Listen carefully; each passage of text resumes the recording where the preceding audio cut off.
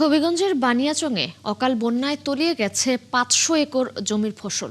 বৃষ্টিপাত অব্যাহত থাকলে নতুন নতুন এলাকা প্লাবিত হওয়ার শঙ্কা রয়েছে। তাই ঋণ করে চাষ করা ফসল পানির নিচে চলে যাওয়ার দুশ্চিন্তা কৃষক। শাকিল চৌধুরী তথ্য ছবিতে বিস্তারিত। কৃষক আহলাদ মিয়া হুগলি হাওরে ৮ বিঘা জমি বর্গা নিয়ে বোরো ধান চাষ করেছিলেন। ফসল হারিয়ে ঋণ পরিশোধ ও অর্থনৈতিক চরম দুশ্চিন্তায় দিন কাটাচ্ছেন। আজকের কে জমা রাখছি আমি জলুবার গাছ থেকে ৩,৫০০ টাকার এই জমিনগুলো ওই দান। তখন আমার বাচ্চা কেমন খাওয়া বাসা করবো। এবার আহলাদ মিয়ার মতো পানিতে তলিয়েছে বহু কৃষকের স্বপ্নের ফসল। কয়েকদিনের টানা বৃষ্টি ও পাহাড়ি ঢলে হবিগঞ্জের বানিয়াচংয়ে ক্ষতিগ্রস্ত হয়েছে অন্তত ৫০০ একর জমির ফসল। কৃষকদের অভিযোগ, টেকসই ফসল রক্ষা বাঁধ না থাকায় প্রতি বছরই এমন পরিস্থিতির মুখোমুখি হতে হয় তাদের। কৃষকের অবস্থায় কৃষকে এই জিনিসটা বান্ধ দিয়া কোনো মতে ঠিকায় রাখা হয়েছে।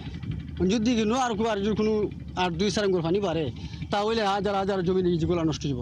আরো বৃষ্টি হইলে হয় তো এই বাড়ি বন্ধ নিচে ইদার লাগা আটটা ওর আছে ইদার খাটতে আর ঈদও যাবে। নতুন করে ফসল হানির শঙ্কার কথা জানিয়ে কৃষি কর্মকর্তারা বলছেন ক্ষয়ক্ষতির তথ্য খোঁজা হচ্ছে। ক্ষয়ক্ষতি কি পরিমাণ হয়েছে আসলে আমরা তো এখন তথ্য নিতেছি, তথ্য কালেক্ট করে সেটা পরে বলা যাবে আর কি। এখন আপাতত বলা যাবে না যে কি পরিমাণ আসলে কত হেক্টর জমি পানির নিচে গেছে।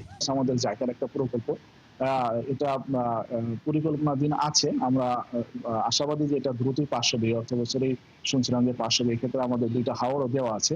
তো সেক্ষেত্রে হাওরের যে সংযোগ খাল সেগুলো খননও এই প্রকল্পের অধীনে আছে।